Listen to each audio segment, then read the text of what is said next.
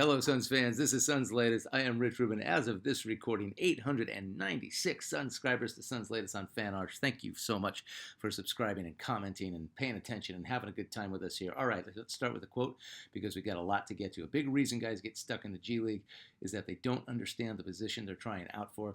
It's like going to a job interview thinking you're going to be the CFO of the company and they're looking for a guy to clean the bathrooms.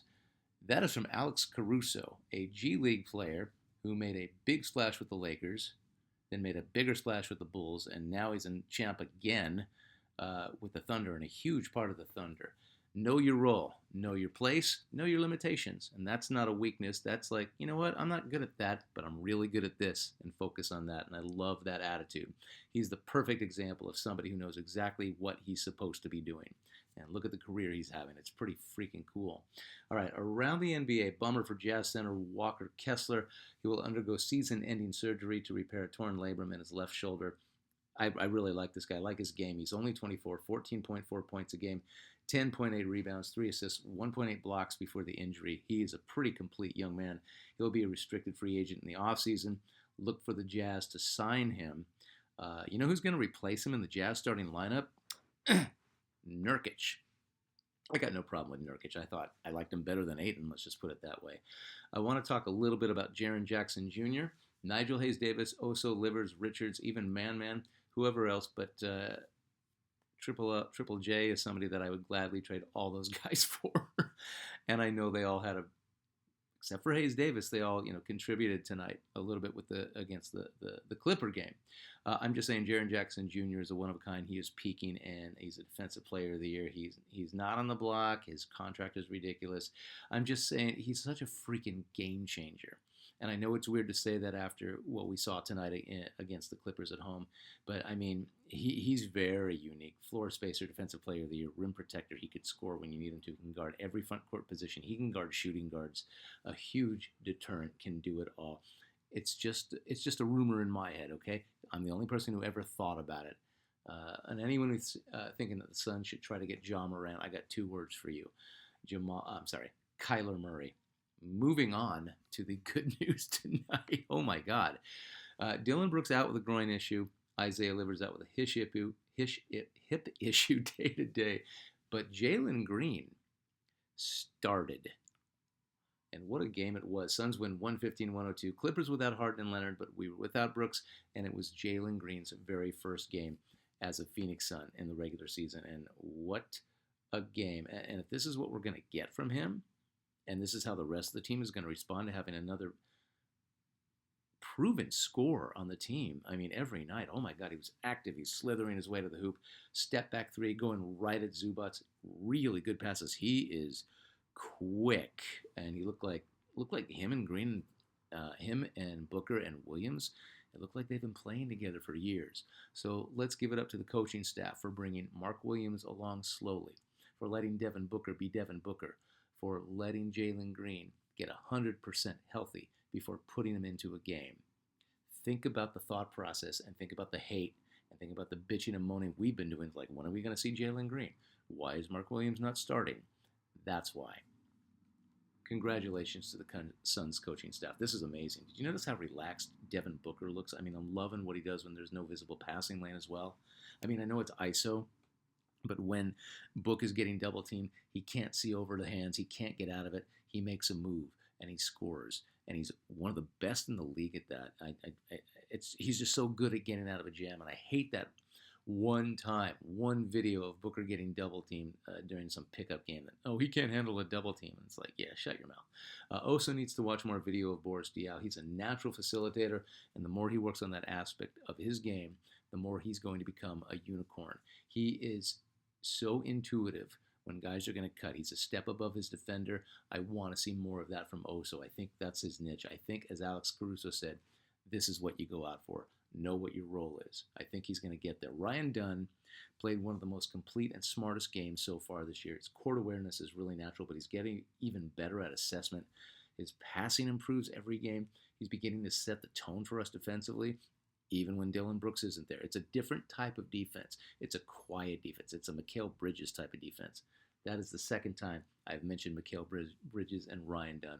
in the same sentence. Grayson Allen was listed as game time decision because he's sick, and you could have fooled me. He does so much for us. He is so steady for us. Him and Royce, and I love that they're getting the minutes that they deserve this year. Because there's one skinny dude who's on Houston now, and then there's another guy who I think scored 5 points for the Clippers. He was absolutely awful while he started for the Clippers. They needed somebody to start. Why not an all-star in Bradley Beal? He's not doing much for them. Chris Paul's not doing much either, but I still love Chris Paul. This was as unselfish as we've ever looked. We've looked pretty unselfish most of the year. This seemed to be like almost an embarrassment of riches where with the when you add Jalen Green and it's like, oh, well, who gets to score now? It really opens things up for guys like Ryan Dunn and Royce O'Neal and Devin Booker. When you have Jalen Green on, you got another option for scoring. We need to play a fully healthy Clipper team. We need to do this against when Harden and Kawhi Leonard are back, but it was still pretty nice to see, and a very sick value from Gillespie to Dunn for a soaring one-handed jam about halfway through the fourth that got everybody frenzied. It was really, really fun to see. Our next game is tomorrow, but we got to go to the Clippers' house. That's the home and home, and it concludes tomorrow. It's 8:30. It'll be on ESPN. 8:30 p.m. It'll be the first nationally televised Suns game of the year. And I hope those guys play, and I hope the Suns run over them again. Really, really cool to see this tonight. Really playing well together. All right, here is a giant comment from a guy named Chuckster, and I'm not sure if I've read your stuff before, but I'm going to read this whole thing. I'm not going to ad-lib. I'm not going to add a thing until I finish it. I don't think the leaders truly have the respect to push and demand these grown men and hold them accountable. What leaders? I'm sorry, I edited. Having a tough leader can keep them all accountable. The obvious things that continue to surface to me are substitutions. Oso should never be on the court and should be sent to the G League, allowing Rasheer and Man the opportunity to play. Secondly, no connectivity on offense and defense. The ball seemed to pop when Grayson, Gillespie, Livers, and Dunn were in the same game, and the pace was better. Lastly, some guys bring the energy, belief, and tenacity every night, and sometimes our bigs have it, and most nights they don't. If they plan on playing at a slower pace, use Mark Williams and Nick Richards in the post. There was no point in the game where the Warriors, he's talking about the Warriors game, where the Warriors felt threatened by what we had to offer. 8 games in, still inconsistent effort, lack of floor leadership, execution, resulting in 70-point first half, and it doesn't look pretty. Tom Chambers, Charles Barkley, or Steve Nash will not be suiting up anytime soon. You are what you are, and you need to give more and do it more consistently. If we had 15 Gillespies and Ryan Dunns and we lose, I can live with that. I'm sure they have the highest plus-minus averages on the team. I know Gillespie has to be in our top 3 with rebounds. Get that at 6'1". He's in the top third. Should tell you something about him and something about everyone else that shares the same minutes. Gillespie and Dunn will compete for the Dan Marley Hustle Award their entire year. Here's my hardest working players list so far this season in descending order. Gillespie, Dunn, Grayson, Williams, Livers. There's nothing to be happy with on the farm yet. You're a little bit more harsh than you need to be. These guys haven't played with each other before. It's a whole new team. You make some really good points. You're just really cynical about it. A little bit more optimistic if you could. I love Gillespie. He's really improving. I don't know. I think Booker's doing a better job being a verbal leader. Slower pace, faster pace. We're going to be a little bit slower this year because of the big guys, but I'll take the big guys. Oso, I am on the fence still. I think he needs more time, but he looked pretty good. He looked pretty good tonight. I don't know.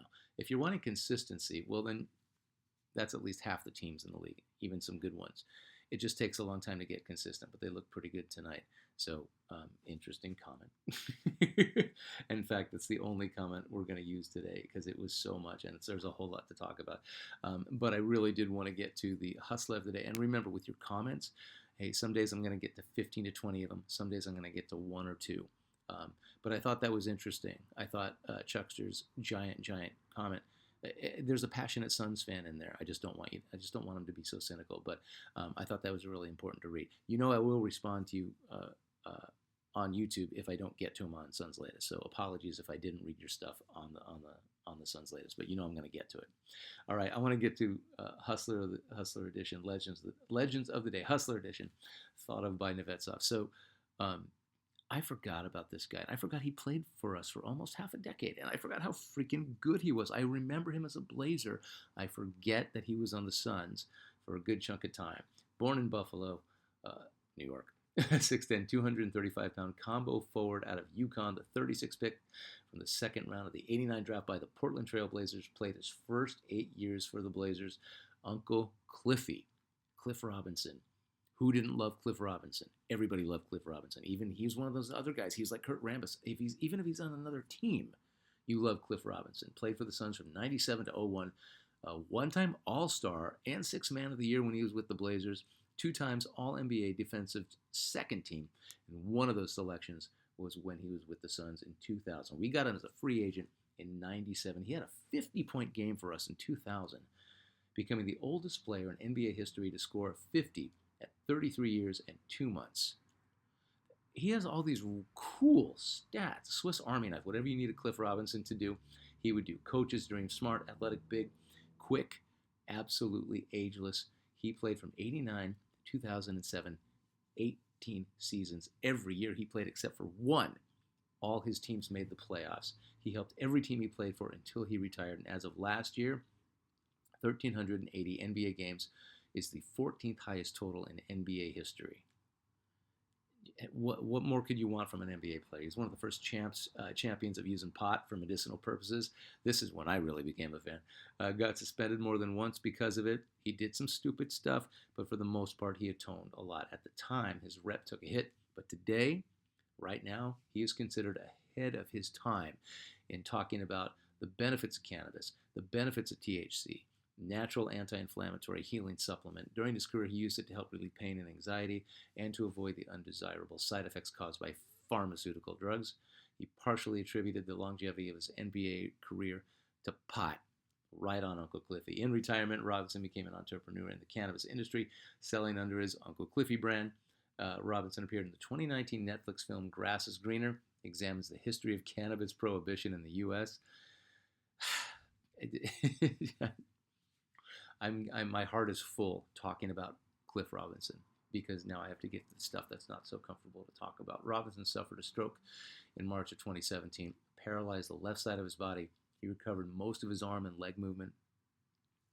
He had a tumor removed from his jaw in 2018, and next year he had surgery for cancer. So it's tough to talk about this stuff because he was such a freaking Iron Man. He was like the strongest guy. And he was such a quiet hippie with his use of pot and just like saying, no, this is what we should do. We shouldn't use all the big pharma stuff. And he just kind of grinned and smiled at all his detractors. He'd be a freaking giant hero today. He died of lymphoma on August 29, 2020. He didn't have long after the cancer surgery in 2018, and he was only 53. He was a very young man. Rest in peace, Uncle Cliffy. Uncle Cliffy, Cliff Robinson, is your son's Legend of the Day Hustler Edition. I appreciate you watching. It was a really fun game to watch. We got another one tonight in Los Angeles. And remember, you can watch it at 8:30 p.m. on ESPN. Go Suns.